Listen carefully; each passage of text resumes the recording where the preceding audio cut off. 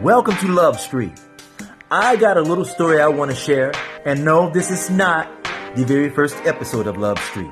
I will keep you guys posted on that. But this is actually a little taste of what you will be hearing on Love Street. So, back in the year 1999, my brothers and I ironically become members of the NPG with Prince in Minneapolis, Minnesota. I'm the more athletic of the brothers, so I'm sharing the story because back when Prince is not touring, he used to like to do jam sessions, and sometimes he'd call it a party. This is way before social media, before MySpace, Facebook, YouTube, Instagram, TikTok. None of that existed back then. But he had his own website. Prince, show you how great this guy was. He could actually make a post, an announcement on his website 2 hours prior. Like a website would be like at 8 p.m. and he would announce a party at Paisley at 10 tonight. You would see a line wrapped all the way around the building. That's how Prince fans were. Just to show you how people appreciate real music. But anyways, he used to have this part where people would come in. They would be invited into Studio A. Studio A was the venue that could turn into different things. It could turn into a concert venue, or say a basketball court. And the reason why I bring up basketball court is because our earlier days with Prince wanted to play basketball, and he wanted to get a 2-on-2. So my youngest brother Kip was there probably, I think 5 months earlier before me and my brother DuJuan got there. He decides one day he wants to have, actually one night, he wants to have a pickup game. And he goes, let's get a 2-on-2. Me and Kip against you and DuJuan. So I look at my brother Juan, I'm like, alright. So anyways,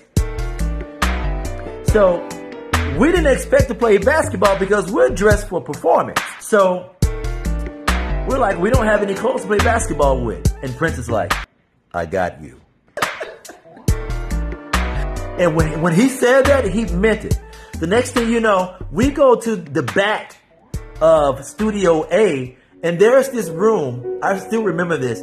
There's like a tall purple velvet curtain. And they slide this curtain back. And there is stacks upon stacks upon stacks of tennis shoes. Brand new tennis shoes. And I think they were New Balance. The crazy part. Prince is still dressed the way he would be dressed if he's performing or he's going to be on the Jimmy Fallon show. And if I'm not mistaken, he had on all white top. You know how he dresses. And bell bottoms. The next thing you know, he swings the ball way out to his left hand. My brother Juan is guarding him, and he fakes as if he's going left and crosses over. And he crosses Juan up.